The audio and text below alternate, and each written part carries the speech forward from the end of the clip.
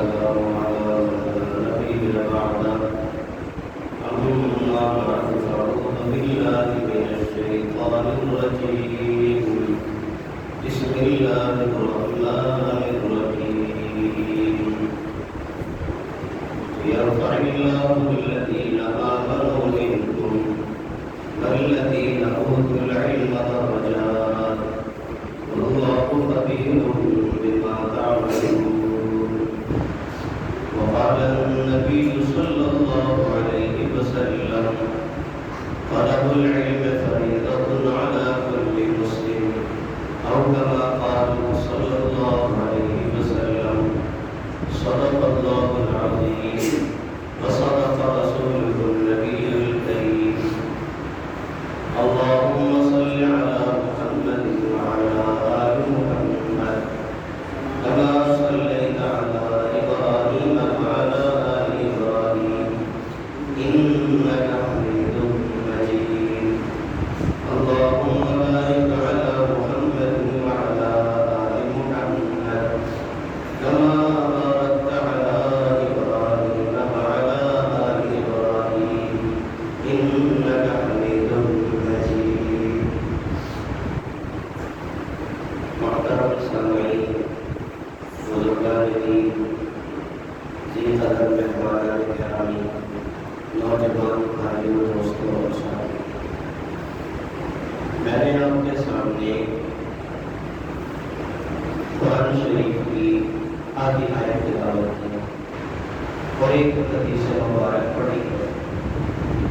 اللہ تعالیٰ نے قرآن شریف میں بھی اور جو میں نے آپ کے سامنے حدیث مبارکہ پڑھی ہے اس میں بھی نبی پاک صلی اللہ علیہ وسلم نے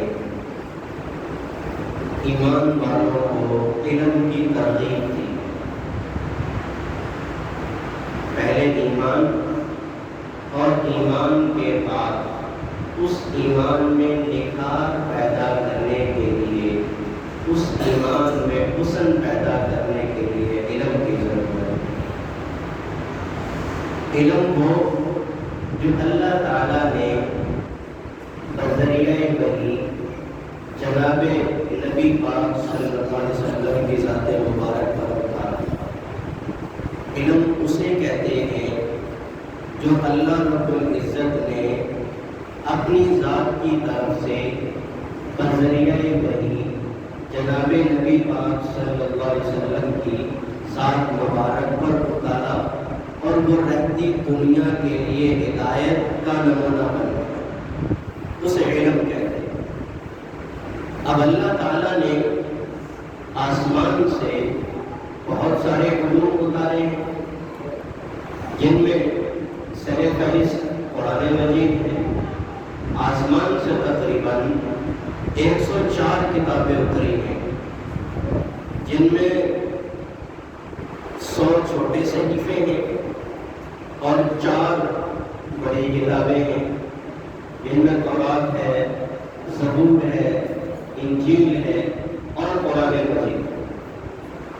اللہ تعالیٰ نے قرآن مجید کو جناب نبی پاک صلی اللہ علیہ وسلم کے قلب مبارک پر تقریباً 23 سال کے عرصے میں نازل کیا. اور پھر اس کے علاوہ نبی پاک علیہ السلام کے دل مبارک پر اللہ تعالیٰ نے وحی کا سلسلہ جاری کیا تو رسول پاک علیہ السلام نے جو ارشادات فرمائے انہیں ہم حدیث مبارک کہتے ہیں. وہ بھی اللہ کی طرف سے ہے. یہ قرآن مجید یہ بھی اللہ کی طرف سے ہے اور حدیث پیغمبر بھی اللہ کی طرف سے ہے. فرق اتنا ہے، حدیث اور قرآن میں فرق اتنا ہے، جو قرآن شریف کے الفاظ یہ اللہ کی طرف سے ہے اور اس کے اندر جو معانی جو کچھ بیان ہوا وہ بھی اللہ کی طرف سے ہے. اور جو حدیث پیغمبر ہے اس میں جو معنی اور جو اس کے اندر مطلب ہے وہ اللہ کی طرف سے ہے اور حدیث کے الفاظ نبی پاک علیہ السلام کے. فرق بس اتنا سا ہے، قرآن شریف میں جو الفاظ لکھے ہوئے ہیں اور ان الفاظوں کا جو معنی، مطلب، مفہوم علوم، تفسیر، جو کچھ بھی ہے وہ دونوں اللہ کی طرف سے.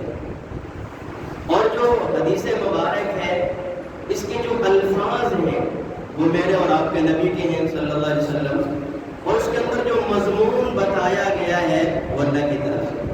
اللہ پاک نے بتایا یہ کہو، لیکن الفاظ آپ کے ہوں گے، مفہوم اور مطلب ہمارا ہوگا، الفاظ آپ کے ہوں گے.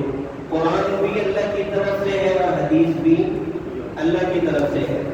اللہ نے یہ والے علوم اتارے جناب نبی پاک صلی اللہ علیہ وسلم کے دل مبارک پر، اور حضور پاک علیہ السلام نے ان کو صحابہ کے سامنے ارشاد فرما دیا. صحابہ کے سامنے ارشاد فرما دیا. لیکن یہ والے علوم اور فنون اللہ تعالیٰ نے رہتی دنیا تک باقی رکھنے تھے. جیسے قرآن باقی ہے، اللہ کی ذات کو فنا نہیں، اللہ کی ذات کبھی فنا ہونے والی نہیں ہے. بھیا مطابق ہو بقدر الجلال والاکرام، ساری دنیا کو فنا ہے، دنیا برباد ہو جائے گی، لیکن جب اللہ کی ذات کو زوال نہیں، اللہ کی صفت قرآن مجید ہے تو قرآن پر بھی زوال نہیں آئے گا. جب اللہ کی ذات پر زوال نہیں تو قرآن مجید پر بھی زوال نہیں. قرآن بھی اللہ کی طرف سے ہے، حدیث پیغمبر بھی اللہ کی طرف سے. اللہ نے قرآن کو اور حدیث کو رہتی دنیا تک باقی رکھنا ہے، اس کے انتظام فرما دی. میرے نبی کوئی بات ارشاد فرماتے صحابہ دل میں اتار لیتے تھے. صحابہ کی مجلس کا نقشہ علماء نے کھینچا ہے. صحابہ نے خود بتایا نبی پاک علیہ السلام کی مجلس میں صحابہ اس طرح بیٹھتے تھے کہ اگر کوئی پرندہ بھی آ کے بیٹھ جائے وہ محسوس نہیں کرتا یہ کوئی لکڑی ہے، کوئی انسان ہے. اس قدر صحابہ کی دونوں نظریں جناب نبی پاک علیہ السلام کے رخ انور پر لگتی تھی. حضور پاک علیہ السلام کو محبت بھرے انداز میں صحابہ تکتے تھے. حضور پاک، آپ یہاں سے اندازہ لگائیں کہ صحابہ نے پیغمبر کو کس قدر دیکھا ہے. نبی پاک علیہ السلام پہ جب بڑھاپا آیا، داڑھی میں سفید بال آئے، صحابہ نے گن گن کے شمار کے میرے نبی کی داڑھی میں بال سفید کتنے. یہ باتیں اتنی باریکی کوئی نوٹ نہیں کرتا. سر مبارک میں سفیدی آئی، صحابہ نے وہ بھی گن کے بتائے اتنے بال پیغمبر کے سر میں سفید ہوئے. نبی پاک علیہ السلام سے جب وہ علوم حضور پاک علیہ السلام کو جو ملے وہ صحابہ میں حضور پاک نے بانٹ دی. ہر صحابی حضور پاک علیہ السلام کی ایک ایک بات کو نوٹ کرتا اور دل پہ اتارتا. لکھنے کا بھی معمول تھا لیکن کم تھا. صحابہ سینے میں اتارتے تھے. یہ علم جو مجھ تک اور آپ تک پہنچا ہے یہ سینہ بسینہ ہے، سینوں سے منتقل ہوا ہے. وہ تیسری صدی میں جا کر مستقل طور پر قرآن اور سنت کو باقاعدہ تدوینی صورت دی گئی. اگرچہ لکھنے کا طریقہ حضور کے زمانے سے جاری تھا. صحیح بخاری میں روایت ہے اکتبوا لأبی شاہ. ایک شخص آیا، انہوں نے کہا یا رسول اللہ جو آپ نے باتیں کی ہیں بڑی پیاری باتیں ہیں لیکن مجھے ساری یاد نہیں ہے، آپ میرے لیے لکھوا دیں. صحیح بخاری میں روایت ہے. حضور نے فرمایا اکتبوا لأبی شاہ، یہ والا خطبہ ابی شاہ کو لکھ کر دے دو. صحابہ نے وہاں سے لکھ کے دیا. تو لکھنے کا زمانہ پیغمبر کے زمانے سے شروع ہو چکا تھا لیکن باقاعدہ طور پر بعد میں مرتب ہوا ہے. حضور پاک علیہ السلام کے ارشاد فرماتے صحابہ سینوں میں جگہ دیتے. حضرت ابو ہریرہ رضی اللہ عنہ کیسے جگہ دیتے؟ بھائی صحابہ کو کھیتی باڑی کی ضرورت تھی جیسے آج ہمیں ہے. صحابہ کو ملازمت کی ضرورت تھی جیسے آج ہمیں ہے. صحابہ کرام کو فکر معاش تھا جیسے آج ہمیں ہے. صحابہ کرام کے بال بچے تھے جیسے آج ہمارے ہیں. ان کی بھی ضروریات تھی لیکن انہوں نے اپنی ضروریات کو بالائے طاق رکھا، اپنی ضروریات کو مؤخر کیا، اپنی حاجتیں مؤخر کی، پیغمبر کے دین کو مقدم کیا، سب سے اول کیا. حضور پاک علیہ السلام کے دین کو مقدم کیا، باقی کام سارے بعد میں ہیں. حضرت ابو ہریرہ سارے صحابہ میں حدیث سب سے زیادہ نقل کرتے ہیں. اور بھائی صحابہ کا نام لینا بھی عبادت ہے. کون بھائی سب سے زیادہ نقل کرتے ہیں؟ حضرت ابو ہریرہ. تقریباً 5374 حدیثیں حضرت ابو ہریرہ نقل کرتے ہیں کتنے بھائی 5374 حدیثیں جو پیغمبر سے زبانی یاد کی. کیسے کی؟ حضرت ابو ہریرہ نے اپنے فکر معاش کو چھوڑ دیا, اپنی ساری ضرورتیں چھوڑ دی, صرف پیغمبر کے دروازے پر بیٹھ گئے. میرا نبی جو ارشاد فرمائیں گے میں اس کو سینے میں اتاروں گا. رہتی ساری دنیا آج حضرت ابو ہریرہ کی احسان مند ہے, اس نے میرے پیغمبر کے الفاظ کو زبانی یاد کر کے ہم تک پہنچایا ہے. اللہ نے امداد فرمایا. حضرت ابو ہریرہ نے سب کچھ چھوڑا ہے, بیوی بچوں کو چھوڑا, اپنی ضرورتوں کو چھوڑا ہے. اور اس زمانے میں حدیث شریف میں آتا ہے صحابہ اکرام حضرت ابو ہریرہ رضی اللہ عنہ بھوک کی وجہ سے بے ہوش ہو کے گر جایا کرتے تھے. کما سکتے تھے, مدینہ کے بازار میں جا کے کوئی مزدوری کر سکتے تھے, مدینہ کے باغات میں جا کے مزدوری کر سکتے تھے, لیکن میرے محترم بھائیوں حضرت ابو ہریرہ نے چھوڑا ہے کس وجہ سے کہ میرے نبی کے فرمان میرے دل میں اتر گئے. نبی کے فرمان اور ارشادات دل میں اتر جائیں. ابو ہریرہ رضی اللہ عنہ کش کھا کے گر جایا کرتے تھے, اور اس زمانے میں لوگ سمجھتے تھے ابو ہریرہ کو مرگی آ گئی ہے, اور مرگی کا علاج اس زمانے میں یہ تھا ان کی گردن پہ پاؤں رکھ کے دباتے تھے. جو آتا گردن پہ پاؤں دبا کے رکھ کے چلا جاتا, وہ مرگی نہیں تھی, وہ اندر کی بھوک تھی. کبھی حضرت ابو ہریرہ مسجد کے دروازے پہ کھڑے ہو جاتے کہ یہاں سے کوئی صحابی گزرے گا, میں مسئلہ پوچھوں گا, اور اس مسئلے کی وجہ سے وہ مجھے کہیں گے چلے آ جاؤ گھر میں کھانا تیار ہے کچھ کھلا دیتے ہیں. اسی طرح بھوک کی حالت میں زندگی گزار دی, لیکن پیغمبر کے فرامین کے لیے اپنے آپ کو وقف کر دیا. یہ علم ہم تک سینوں سے منتقل ہو کے آیا ہے. صحابہ کرام نے اس کے لیے محنت کی ہے. آج ہمیں حدیث پیغمبر سے محبت کیوں نہیں؟ آج ہمیں اسلامی تعلیمات سے محبت کیوں نہیں؟ آج ہمیں قرآن اچھا کیوں نہیں لگتا؟ میرے محترم مسلمان بھائیوں, لگا کچھ نہیں ہے, محنت کچھ نہیں ہوئی, زندگی کا کچھ سرمایہ نہیں لگا, نہ تو کبھی پیسہ لگا ہے, نہ کبھی جوانی کا کوئی حصہ لگا ہے, اور نہ کبھی جلا وطنی ہم نے صحیح ہے, نہ کبھی گھر چھوڑنا پڑا, نہ پیسہ لگا, کچھ بھی نہیں لگا. آج ہمیں اس لیے قدر نہیں ہے. صحابہ کرام کے دلوں میں پیغمبر کی قدر تھی. حدیث شریف میں آتا ہے صحابی حضرت جابر بن عبداللہ رضی اللہ عنہ. کون بھائی؟ جابر بن عبداللہ رضی اللہ, جن کے بابا حضرت عبداللہ اور پہاڑ کے دامن میں سو رہے ہیں. غالباً 5-7 بہنیں تھیں. حضرت عبداللہ پر جابر رضی اللہ پریشان تھے. حضور پاک سامنے سے گزرے, پوچھا کہ عبداللہ جابر کیوں پریشان ہو؟ اللہ کے نبی ابا جی انتقال کر گئے, احد میں شہید ہو گئے ہیں, اور بہنوں کا بوجھ ہے اور قرضے کا بوجھ ہے, اتاروں گا کیسے؟ اللہ کے نبی نے فرمایا اب جابر تجھے ایک بات نہ بتا دوں جو تیری خوشی کا باعث بن جائے. حضرت جابر فرمانے لگے اللہ کے نبی ضرور فرمائے. رسول پاک علیہ السلام نے فرمایا بابا کی وجہ سے پریشان نہ ہو, جتنے بھی احد کے شہداء تھے ان سب کو اللہ کے سامنے پیش کیا گیا. اللہ تعالیٰ نے ہر ایک شہید سے پردے میں بات کی ہے کہ تیرے بابا کی بات ہے, اللہ نے پردے اٹھا کر سامنے بٹھایا, تیرے بابا کو سامنے بٹھایا ہے. اور اللہ نے پوچھا کہ عبداللہ کوئی خواہش ہے تمہاری کہ تمہاری کوئی خواہش ہو تو پوری کر دی جائے. احد کے دامن میں شہید ہونے والا صحابی اللہ کے سامنے دربار میں پیش ہو کر کہنے لگا اللہ کے اے میرے اللہ ربا ایک ہی خواہش ہے, دوبارہ بھیج دے پیغمبر کے دین پہ, پھر قربان ہو جاؤں, پھر دوبارہ مجھے شہادت کا لطف ملے, دوبارہ مجھے پیغمبر کے دین پہ قربانی کا لطف ملے, دوبارہ تیر اور تلواروں سے میرے زخم میرا جسم چھلنی ہو جائے, اور میری روح تڑپ کے تیرے آسمانوں تک آئے, اور جو ہے نا پھر میں آ کر کے عرض کروں اللہ تیرے دین کے لیے قربان ہوا ہوں. اور پہاڑ کے دامن میں شہید ہونے والے صحابہ جن کے ناک کٹے تھے, جن کے بازو کٹے تھے, جن کے ساتھ مسئلہ کیا گیا تھا, ان صحابہ سے پوچھا گیا کہ آپ نے ایسا کیوں کیا, یہ دعائیں کیوں مانگی, ہمارے ناک کٹ جائیں, ہمارے ہونٹ کٹ جائیں, ہمارا کلیجہ نکال لیا جائے, یہ دعائیں کیوں مانگ رہے ہو؟ حضرات صحابہ نے یہ عرض کی, آگے سے فرمانے لگے صحابہ اس لیے دعائیں مانگی ہیں اللہ کے دربار میں کٹے ہوئے ناک سے جاؤں گا, اللہ کی عدالت میں کٹے ہوئے کانوں سے پیش ہو جاؤں گا, اللہ کے دربار میں خون سے لت پت جاؤں گا, اللہ کے دربار میں کھلے ہوئے سینے سے جاؤں گا. میرے اللہ پوچھیں گے اس حال میں کیوں آ رہے ہو, تمہارے ناک کون لے گیا, کان کہاں چلے گئے؟ میں اللہ کے دربار میں اللہ کی عدالت میں عرض کروں گا اے اللہ تیرے نبی کی محبت میں شوق جہاد میں سب کچھ قربان کر دیا ہے. یہ صحابہ کا ایمان تھا، یہ صحابہ کے جذبات تھے، یہ صحابہ دین کی عملی تصویر تھے۔ آج ہمیں اس لیے کچھ نہیں لگتا ہے پتہ، حضرت میں عرض کر رہا تھا حضرت جابر بن عبداللہ رضی اللہ عنہ کو پتہ چلا ایک میرے پیغمبر کی حدیث صحابی بیان کرتے اب وہ مدینہ چھوڑ کے دمشق چلے گئے ہیں۔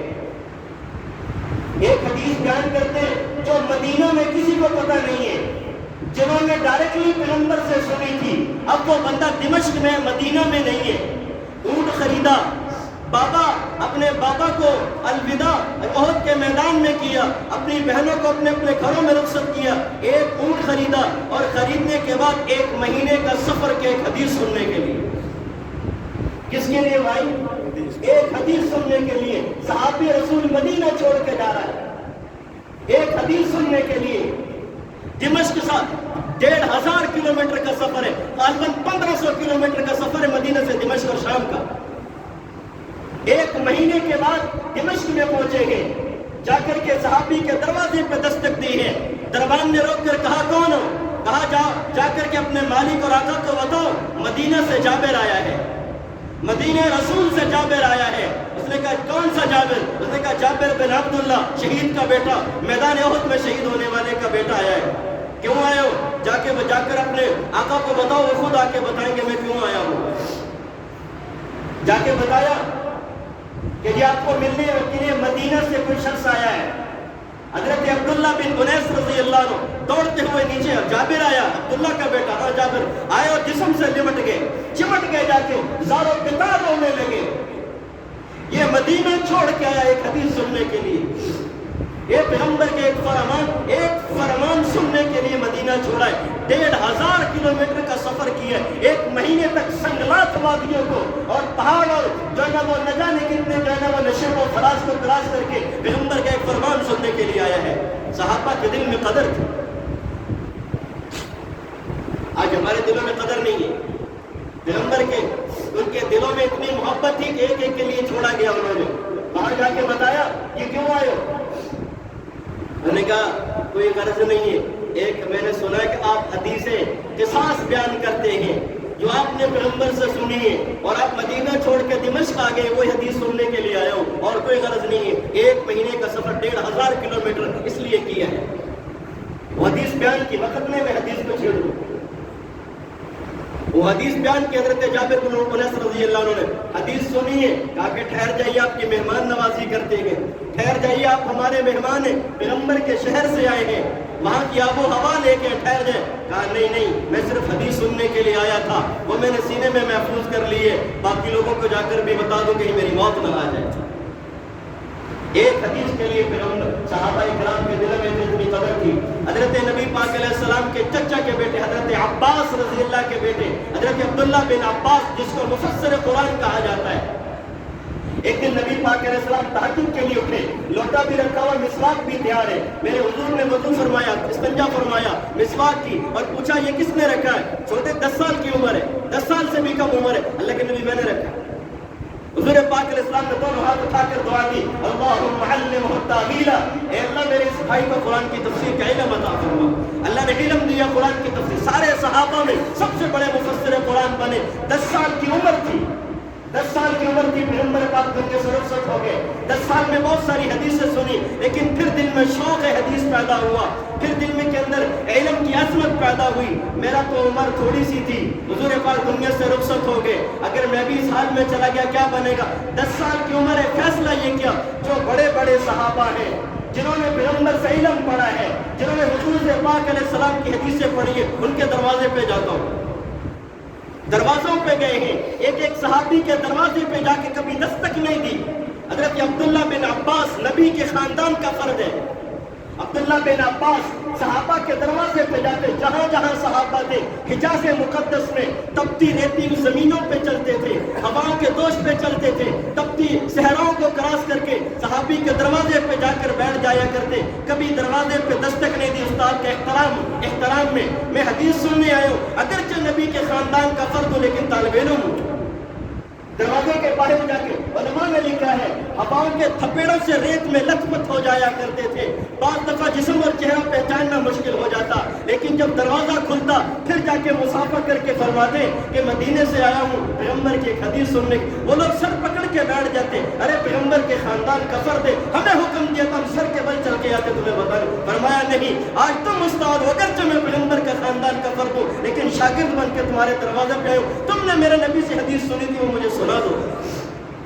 اس طرح صحابہ اکرام نے حدیث کو محفوظ کیا، تابعین کے زمانے میں علم کو اس طرح محفوظ کیا گیا، اسی کو اللہ قرآن میں کہتے ہیں یرفع اللہ الذین آمنوا منکم، ارے ایمان والوں کے درجات کو ہم نے اونچا کر دیا، والذین اوتوا العلم درجات، جن کو ہم نے علم دیا ہے ساری سر بلندیاں، ساری سرفرازیاں، ساری رفعتیں ان کا مقدر بن گئی ہیں۔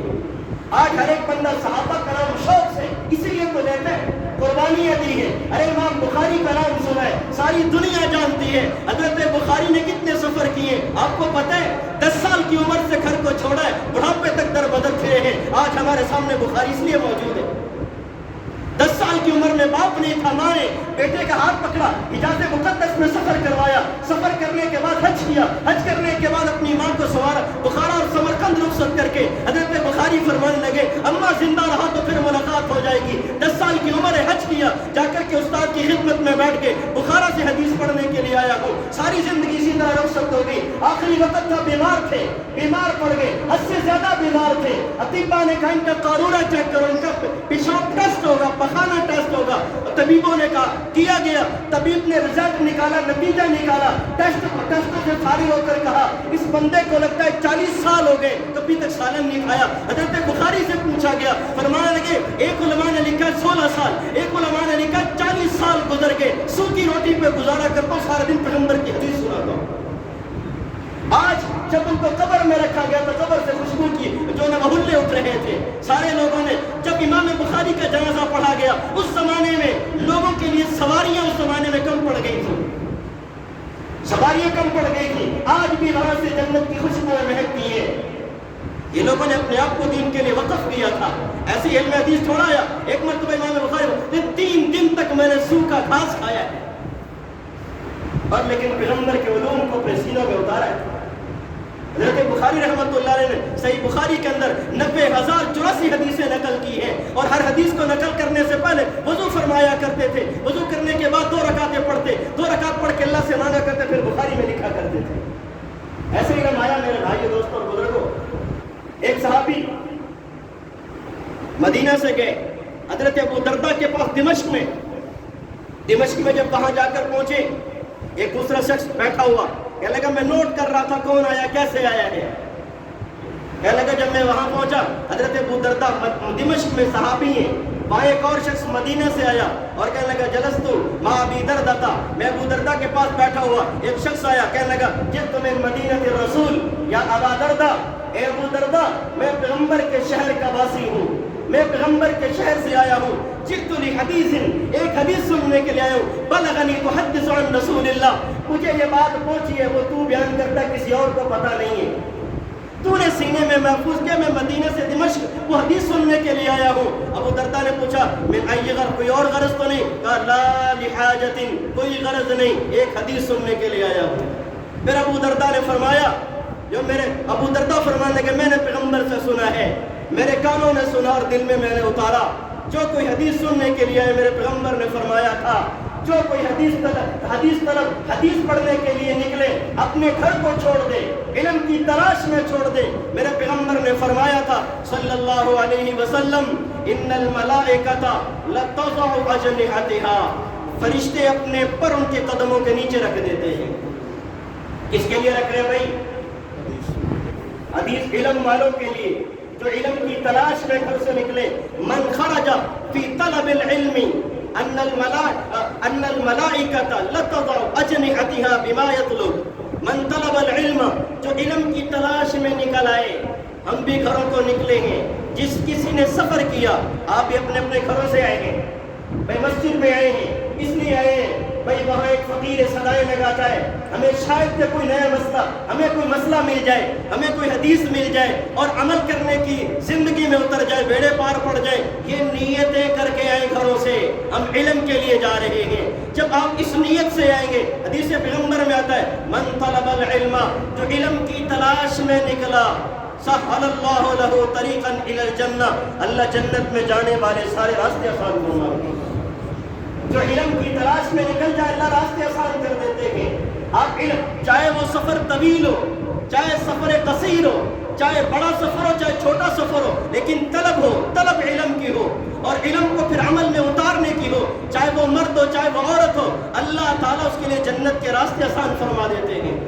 اور حدیث شریف میں آتا ہے جب یہ نکلا ان الملائکۃ، فرشتے اپنے پر بچھا دیتے ہیں، ردم بما یطلب، اس کے طلب علم کی تلاش کی وجہ سے فرشتے اس کے پیروں کے نیچے پر بچھاتے ہیں۔ ہمیں یہ بات نظر نہیں آتی، ہمیں یہ بات اپنے فرشتوں کے پر نظر نہیں آتے، ہمیں محسوس نہیں ہوتے، لیکن قلب و جگر سے آپ کو اس بات کو مانے، دل سے تسلیم کرے، کیونکہ میرے پیغمبر کا فرمان ہے اور اس کے فرمان میں کوئی شک نہیں۔ امام نسائی نے اس کو نقل کیا، امام ترمذی نے اس کو نقل کیا، امام بہقی نے اس کو نقل کیا، امام مسند امام احمد بن حنبل میں امام احمد بن حنبل نے اور بے شمار محدثین نے اس حدیث کو نقل کیا، کسی کو کوئی اعتراض نہیں، سارے کہتے ہیں بالکل درست حدیث ہے۔ میرے پیغمبر کا فرمان ہے فرشتے، اگرچہ ہمیں فرشتوں کے پر محسوس نہیں ہوتے، ہمارے اندر وہ نظر نہیں ہے جو فرشتوں کو پروں کو محسوس کرے، لیکن دل قلب و جگر موجود ہے، میرا پیغمبر کا فرمان ہے اور امانت اور دیانت سے پہنچا ہے۔ ارے اس پہ اگر یقین نہیں کریں گے، اگر یقین نہیں ہوا تو گناہ کبیرہ اور حرام کے ارتکاب کر جاؤ گے۔ کسی نے پیغمبر کے فرمان میں شک کیا وہ برباد ہوا ہے، کبھی بھی تاریخ میں کامیاب نہیں ہوئے۔ جب یہ حدیث بیان ہو رہی تھی، ایک محدث یہ حدیث بیان کر رہے تھے، طالب علم پڑھنے آئے ہوئے تھے، ان لوگوں کے اندر ایک معتزلی بھی تھا، معتزلی ایک فرقہ گزرا گمراہ، ان کے اندر معتزلی قسم کا ایک شخص بھی تھا۔ وہ اپنے دوسرے شخص اور دوسرے طالب علموں سے کہنے لگا کل کو میں وہ والے جوتے پہن کے آؤں گا جن کے اندر لمبے لمبے میخ، لمبے لمبے کیل لگے ہوئے ہوں گے، اور جب میں آؤں گا اور حدیث کہہ رہی ہے کہ فرشتے طالب علموں اور علم والوں کے پیروں کے نیچے پر بچھا دیتے، میں اپنے جوتوں سے فرشتوں کو تکلیف دوں گا۔ ہمیں یہ بات سمجھ رہے ہیں؟ حدیث پیغمبر میں شک نہیں کرنا، کبھی بھی اگر شک میں پڑ گئے ایمان برباد ہو جائے گا، تباہ ہو جائے گا۔ یہ معتزلی تھا، ایک فرقہ گزرا جو حدیث پیغمبر کا انکار کرتا تھا، اس طرح کی حدیثیں نہیں مانتا تھا، اس نے ایسا کیا، تاریخ میں لکھا ہوا، کتابوں میں لکھا ہوا، علماء نے نقل کیا، اس میں کوئی شک نہیں ہے، ہر بات یہاں الحمدللہ جانبداری سے کہی جاتی ہے۔ وہ کہہ رہا میں بڑے بڑے نوکیلے والے جوتے پہن کے آؤں گا، اور فرشتوں کو فعالا، اگلا دن آیا ایسا ہی کر کے آیا، بڑے بڑے اس نے نوکیلے کیلوں والے جوتے پہنے اور بڑے اٹک مٹک کے آ رہا تھا، سب لوگوں نے دیکھا اسی طرح آ رہا تھا۔ اللہ کی ذات بھی غیرت مند ہے، اللہ کی ذات بھی غیور ہے۔ آج یہ میرے پیغمبر کے فرامین سے استہزاء کر رہا ہے، میرے پیغمبر کی باتوں کا مذاق اڑا رہا ہے، میں پروٹوکول دے رہا ہوں، میں ان کو عزت دے رہا ہوں، ان کے پیروں کے نیچے میں نے جو نا وہ معصوم مخلوق کو بچھا دیا ہے، اور یہ مذاق کر رہا ہے آگے سے۔ اللہ تعالیٰ نے تاریخ میں لکھا ہوا ہے، وہاں کے علماء نے دیکھا کھڑے کھڑے دونوں ٹانگوں کو خوش کر دیا، اللہ تعالیٰ وہیں پہ کھڑے کھڑے برباد کر دیا۔ حدیث پیغمبر میں شک نہیں کیا جا سکتا۔ ان الملائکۃ لتضع اجنحتها، فرشتے نیچے پیروں کے نیچے پر بچھاتے ہیں جو علم کی تلاش میں نکل آئے ان کے لیے۔ اسی طرح تاریخ میں لکھا ہے ایک اور ایسا شخص تھا، وہ جب طالب علم جا رہے، جیسے بعض لوگ پیریڈ میں لیٹ ہو رہے ہو، وقت تھوڑا تیز تیز جاتے ہیں، دوسرا شخص کہنے لگا، وہ من چلا تھا، تاریخ میں لکھا من چلا تھا، بے وقوف تھا، احمق تھا، دین سے واقف نہیں تھا، اور اس کے اندر مسخرہ پن زیادہ تھا۔ دوسرے طالب علموں کو کہنے لگا کہ اس طرح مت چلو، اور بے مذاق میں کہنے لگا کہ تم فرشتے کے پروں کو روندروں کو تکلیف ہو رہی ہوگی، مذاق میں کہہ رہا تھا۔ اللہ نے اس کی دونوں ٹانگیں ضائع کر دی بنی۔ اس لیے کبھی حدیث پیغمبر میں شک نہیں کرنا۔ آج کا یہ میرے پورے پونے گھنٹے کی گفتگو کا نتیجہ ہے، حدیث پیغمبر میں کبھی شک نہیں سمجھ میں آتی، دل و جان سے تسلیم کر جاؤ، لیکن کبھی کوئی اپنی زبان سے اس کو پر اعتراض نہ کرنا، ایمان سے کھو بیٹھو گے اپنا اپنا۔ ایک شخص ایک اور بات عرض کر دو، ایک بہت بڑے محدث تھے، بہت بڑے عالم دین تھے، ان کے سامنے سینکڑوں طلباء حدیث پڑھا کرتے تھے، لیکن کبھی کسی طالب علم کو انہوں نے اپنا چہرہ نہیں دکھایا۔ ہمیشہ کپڑا رہتا تھا، کپڑے کی آگے سے آواز آیا کرتی تھی، طالب علم پڑھتے اور چلے جاتے، طالب علم پڑھتے اور چلے جاتے۔ ایک طالب علم بہت عرصے کے بعد اٹھ کے جانے لگا، بہت دیر پڑھنے کے بعد، کہ حضرت آپ نے کبھی چہرہ ہی نہیں دکھایا، میں اپنے استاد کو تو کم از کم دیکھ لوں آپ کون ہیں۔ آپ پردے میں آتے ہیں، یہ پردہ لٹکا ہوا ہوتا ہے، آپ پردے سے ہم آپ سے حدیث سنتے ہیں، واپس چلے جاتے ہیں۔ استاد نے کہا نہیں حضرت نہ پوچھے، بس یہ راز ہے۔ کہ نہیں استاد جی، میں نے آج آپ کی زیارت کر کے، وہ ہو سکتا ہے اس کے بعد میں کبھی نہ ہوں، لمبا زمانہ آپ کی خدمت میں رہا ہوں، میں حدیث پڑھی ہے، فارغ ہو کے جا رہا ہوں، تو آپ مجھے اپنا چہرہ دکھا دیں۔ استاد نے کہا بیٹا علیحدگی میں آ جانا۔ علیحدگی میں آئے، میری بات یاد رکھنا، علیحدگی میں آئے تو استاد نے یہ کپڑا ہٹایا ہے، دیکھتا دیکھ یہ کپڑا ہٹایا ہے، اور طالب علم آگے سے دیکھ رہا ہے، استاد دکھا رہا ہے اپنے آپ کو، یہ کپڑا ہٹایا ہے۔ جب کپڑا ہٹایا ہے، بدن انسانی تھا، چہرہ انسانی نہیں تھا،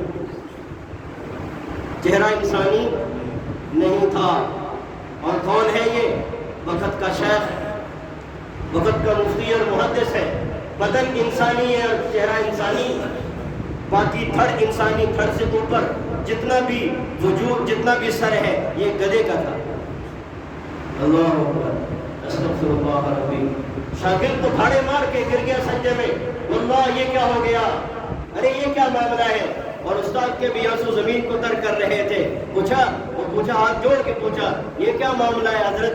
فرمایا وَارْتَكَبْتُ، ایک دن میں نے پیغمبر کی حدیث میں شک کیا تھا، شک کیا۔ حدیث شریف میں آتا ہے، میرے پیغمبر کا فرمان ہے کہ اگر کوئی امام سے پہلے رکوع میں چلا جائے، بات سمجھ رہے ہیں، امام سے پہلے رکوع میں چلا جائے اور امام کے سر اٹھانے سے پہلے اٹھ جائے، فَجَعَلَ رَأْسَهُ كَمِثْلِ الْحِمَارِ، اللہ تعالیٰ اس کے چہرے کو گدھا جیسا کر دے گا۔ کہتے میں نے اس بات پہ اعتماد نہیں تھا، اس بات پہ اعتماد نہیں تھا، میں نے کہا جرت گزارک، میں اس کو آزماتا ہوں، آزمایا تو میرا یہ حال ہو۔ اس لیے حدیث پیغمبر میں کبھی شک نہیں کرنا۔ کوئی بھی اپنے گھر سے نکلے، بڑا نکلے، چھوٹا نکلے، مسافر نکلے، مقیم نکلے، مرد ہے، عورت ہے، اپنے گھر سے نکلے پیغمبر کا فرمان سننے کے لیے، تو نیت یہ کر کے کہ طالب علم بن کے جانے گے، آپ کے پیروں کے نیچے فرشتوں کے پروں سے استقبال ہوگا۔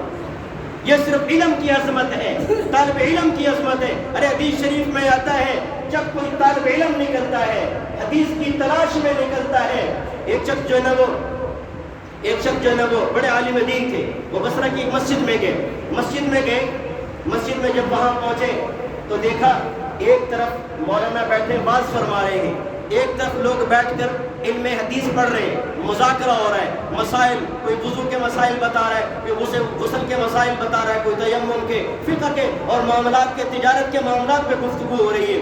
وہ بندہ وہاں آیا، اس نے کہا ایک طرف بیٹھ کے یہ لوگ مذاکرہ کر رہے ہیں، دوسری طرف بیٹھ کر علم دین سیکھا سکھایا جا رہا ہے، یہ واضح نصیحت کر رہا ہے۔ نے 2 رکعت نماز پڑھی، پڑھنے کے بعد کہتا ہے اس پاس سے جاؤں، اس پاس سے جاؤں، ادھر کہتا ہے جاؤں، یہاں بھی رحمت برس رہی ہوگی، یہاں چلا جاؤں، مسئلہ سمجھ میں آ جائے گا، کوئی نہ کوئی مسئلہ ذہن میں پڑ جائے گا، زندگی گزاروں گا۔ اب یہاں بھی کم پائے کا عالم بیٹھا ہوا ہے، واضح نصیحت کر رہا ہے، یہاں بھی، لیکن وہ واضح نصیحت ہے، یہاں پہ علمی مذاکرے ہو رہے ہیں، وہ درمیان میں کھڑا فیصلہ نہیں ہو پا رہا، ڈبل مائنڈ ہوا گیا، اور تھوڑی دیر کے بعد اٹھ کے چلا گیا، نہ ادھر گیا نہ ادھر گیا۔ رات کو سویا خواب میں کوئی شخص آ کر کہنے لگا اگر تو علم والی مجلس میں چلا جاتا، حضرت جبرائیل بھی وہیں بیٹھے ہوئے تھے، حضرت جبرائیل بھی امی بھی وہیں آ کر بیٹھے ہوئے تھے۔ حدیث شریف میں آتا ہے، میرے پاک پیغمبر کا فرمان ہے، صحابہ نے اس کو نقل کیا اور نوٹ کیا، حضور پاک مسجد میں تشریف لائے، کہاں بھائی، کون سی مسجد میں؟ مسجد نبی صلی اللہ علیہ وسلم میں، اپنے گھر سے تشریف لائے، کہاں سے؟ روضہ مبارک سے۔ میں آپ کو اس لیے بلواتا ہوں، آپ سوئے نہیں، منبر روضہ مبارک سے نکلے، صحابہ کے 2 گروہ بیٹھے ہوئے تھے، کن کے بھائی؟ صحابہ کے، ایک طرف صحابہ کا ایک گروہ بیٹھ کر سبحان اللہ الحمدللہ، ایک گروہ بیٹھا ہوا تسبیحیں پڑھ رہا تھا، اور جو ہے نا بھائی وہ جو ہے نا وہ وَيَدْعُونَ اللَّهَ دعائیں مانگ رہا تھا۔ دوسرا گروہ بھی بیٹھا ہوا تھا، وہ آپس میں بیٹھ کر مذاکرے کر رہے تھے۔ آج میرے پیغمبر نے یہ ارشاد فرمایا، میرے پیغمبر نے دونوں پہ نظر ڈالی، ذکر والوں پر بھی، دعا والوں پر بھی، اور علم کا مذاکرہ کرنے والوں دونوں پہ نظر ڈالی۔ فرمایا ہما خیر، دونوں کے دونوں بہتر ہیں، لیکن فرمایا ولیکن افضل، یہ والے بہتر ہیں۔ پھر فرمایا یدعون اللہ، یہ دعائیں مانگ رہے ہیں، مناجات کر رہے ہیں، انشاء اطعتهم وانشاء منعهم، چاہے تو اللہ دے دے گا، چاہے منع کر دے گا، لیکن ان کے پاس بیٹھ کر بتایا وَيَتَعَلَّمُونَ الْفِقْهَ، یہ تو فقہ، قرآن، حدیث، علوم کو یاد کر رہے ہیں۔ فرمایا ذَلِكَ الْأَفْضَلِ، یہ والے افضل ہیں۔ بُعِثْتُ مُعَلِّمًا، مجھے بھی استاد بنا کر بھیجا گیا۔ فَجَلَسَ فِيهِمْ، پیغمبر پاک بھی ان کے ساتھ بیٹھے، کہا یہ افضل ہے۔ علم کی قدر پیغمبر نے بتائی ہے، علیہ السلام نے علم والوں کی قدر بتائی ہے، صحابہ پر بچھا رہے ہیں۔ ایک حدیث شریف میں آتا ہے میرے پیغمبر علیہ السلام نے فرمایا جو کوئی دنیا میں دیکھنا چاہے ان لوگوں کو جن کو اللہ تعالیٰ نے جہنم سے آزاد کر دیا ہے، جن کو بھائی جہنم سے آزاد کر دیا ہے، فرمایا جو لوگ طالب علم ہیں ان کو دیکھ لو، جہنم سے آزاد لوگ، یہ جہنم سے آزاد ہے۔ پھر میرے پیغمبر علیہ السلام نے فرمایا کہ یہ جب چلتے ہیں زمین بھی ان کے لیے بخشش کی دعا کرتی ہے، فرشتے ان کی بخشش کے اوپر حاضر اور گواہ بن جاتے ہیں۔ تو میں یہ حدیث عرض کر رہا تھا کہ ان الملائکۃ، کوئی گھر سے نکلے تو تضع اجنحتها، فرشتے اس طالب علم کے نیچے پیروں کے نیچے پر رکھ دیتے ہیں۔ اور پھر کیا، ایک حدیث شریف میں آتا ہے ان اللہ تعالی، اللہ بھی ان کے اوپر رحمتیں نازل فرماتے ہیں، وملائکتہ، فرشتے بھی، واہل السماء والارض، زمین اور آسمان کی ساری مخلوق یستغفرون، ان کے لیے بخشش کی دعائیں کرتے ہیں۔ وان العالم، جو یہ تو طالب علم ہے، ابھی عالم نہیں بنے، دین کے جو ہے نا وہ فقیہ نہیں بنے، ابھی تو سیکھنے چلے، پھر اللہ تعالیٰ اتنی رحمتیں فرما رہے۔ حدیث شریف میں ہے ان العالم، جو علم والا ہو جائے، لَيَسْتَغْفِرُ لَهُ مَنْ فِي السَّمَاوَاتِ وَالْأَرْضِ، زمین و آسمان کی ساری مخلوق اللہ سے ان کے لیے بخشش کی دعائیں مانگتی ہیں، علماء کے لیے بخشش کی دعائیں مانگتی ہیں۔ اللہ نے علم اور علماء کی قدر کو بتایا ہے، بخشش کی دعائیں مانگتی ہیں۔ اور حدیث شریف میں یہ بھی آتا ہے ان الحیتان فی الماء، سمندر کی مچھلیاں سمندر میں، وان النملۃ فی جوہرها، اور بھئی جو ہے نا وہ چونٹیاں اپنے بلوں کے اندر بھی ان کے لیے دعائیں مغفرت کرتی ہیں۔ علماء نے اس کے تحت لکھا ہے کہ سمندر کی مچھلیاں کیوں دعائیں کر رہی ہیں، اس لیے دعائیں کر رہی ہیں سمندر کی مچھلی کے پیٹ میں اور دل میں اللہ نے اس بات کو اتار دیا ہے، اگر تجھے پانی مل رہا ہے اس زمین کے اوپر ان درویشوں کی وجہ سے مل رہا ہے، لہذا دعا کر، اگر یہ درویش ختم ہو گئے میں دنیا کا نظام بگاڑ دوں، دنیا کا۔ حدیث شریف میں آتا ہے ارے دنیا کی ترقیاں، یہ دنیا کا نظام کہکشاں، یہ نظام شمسی، یہ نظام قمری اور پوری کائنات کا فلکی نظام، دنیا کی جتنی بھی آج کی ترقیات کی دنیا ہے تب تک قائم ہے، تب تک اس کے اوپر اللہ والے اور علماء موجود ہیں۔ جب دنیا سے علم ختم ہو گیا، علماء ختم ہو گئے، اللہ والے ختم ہو گئے، جن کی آہیں آسمان تک جاتی ہے، جن کا رونا دھونا اللہ کی رحمت کو خریدتا ہے، اللہ کی رحمت کو کھینچ کھینچ کے زمین پہ لاتا ہے، جب یہ دنیا سے ختم ہو گئے اللہ زمین کو لپیٹ کر برباد کر دے، اس کے دل میں یہ ڈال دیا گیا اللہ، اس لیے دعائیں کرتی ہے، یہ دعائیں کرتی ہے۔ آج ہمیں اس کی قدر نہیں ہے، اللہ ان کے دلوں میں ڈال رہے۔ اور آگے حدیث شریف میں اگلا جملہ فرمایا میرے پیغمبر علیہ السلام نے صلی اللہ علیہ وسلم نے کہ ان العالم وفضل العالم علی العابد، فضل العالم علی العابد، ایک طرف عابد ہو جو صبح سے لے کر شام تک روزے میں، تسبیحات میں، ذکر اور اذکار میں، ایک طرف عالم دین بیٹھا ہوا ہے، اس کے پاس تسبیحات نہیں ہے، اس کے پاس نوافل نہیں ہے، اس کے بعد اور نہیں ہے، لیکن لوگوں کا مسئلہ صحیح بتاتا ہے، ایمان کا محافظ ہے، لوگوں کے ایمان کا برباد نہیں ہونے دیتا، ایمان کا محافظ ہے۔ میرے پیغمبر نے فرمایا اس کا اور اس کا کوئی تناسب نہیں ہے، اس کا اور اس کا کوئی تناسب نہیں ہے۔ وفضل العالم علی العابد کفضل القمر لیلۃ البدر علی سائر الکواکب، جیسے 14ویں کا چاند سارے ستاروں پہ فضیلت رکھتا ہے، ایسے علم والا ساری دنیا کے عابدوں پر فضیلت رکھتا ہے۔ کیوں رکھتا ہے اس کی میں وجہ بتا دوں۔ علماء نے لکھا ہے اس لیے کہ ارے ستارے جو عابد ہیں اس کی عبادت اپنی ذات تک، دوسروں کو کیا فائدہ اس سے، وہ تسبیح پڑھ رہا ہے اپنے لیے پڑھ رہا ہے، ذکر کر رہا اپنے لیے کر رہا ہے، وہ تلاوت کر رہا اپنے لیے کر رہا ہے، ارے یہ مسئلہ بتا رہا دوسرے کے ایمان کا محافظ ہے، عقائد بتا رہا دوسرے کے ایمان کا محافظ ہے، سیدھا راستہ بتا رہا دوسرے کے ایمان کا محافظ ہے. جیسے 14ویں رات کا چاند، اس کی اپنی جو اس کی روشنی ساری دنیا کو منور کرتی ہے، ستارہ اس کے سامنے مان پڑا رہتا ہے، تو جب وہ اس کی جو روشنی ہے دوسروں کو منور کرتی ہے، اس وجہ سے 14ویں کے چاند کو سارے ستاروں پر فضیلت ہے، اسی وجہ سے عالم کو سارے لوگوں پر فضیلت ہے. ایک حدیث شریف میں آیا، صحابہ نے مسئلہ پوچھا، میرے پیغمبر سے پوچھا، یا رسول اللہ صلی اللہ تعالیٰ علیہ وسلم، بنی اسرائیل کے اندر 2 شخص گزرے ہیں، ایک عالم تھا ایک عابد تھا. عالم صرف فرض نماز پڑھ کے بیٹھ جایا کرتا تھا، کسی کو قرآن بتا رہا ہے، کسی کو سنت بتا رہا ہے، کسی کو حدیث بتا رہا ہے، کسی کو مسئلہ بتا رہا ہے، کسی کے ایمان کی آبیاری کر رہا ہے. اور دوسرا عابد صبح سے لے کر شام تک روزے، رات کو ساری رات نوافل میں گزرتا. میرے پیغمبر سے صحابہ نے پوچھا، یا رسول اللہ ایہما افضل، دونوں میں بہتر کون ہے؟ میرے پیغمبر نے فرمایا، عالم کی مثال ایسے اتنا بہتر ہے اسے جیسے میری مثال تم میں سے ادنا شخص میں ہو. حضور نے ادنا کہا.